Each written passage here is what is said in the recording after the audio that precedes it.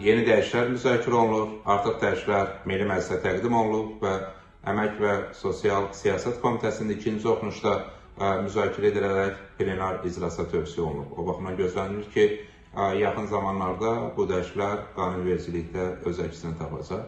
Yeni dəyişikliklərə əsasən tibb işçiləri sertifikasiyada iştirak edən zaman, xüsusən də birinci imtahanda uğur qazanmazlarsa, onların əmək müqavilələrinə xitam verilməyəcək.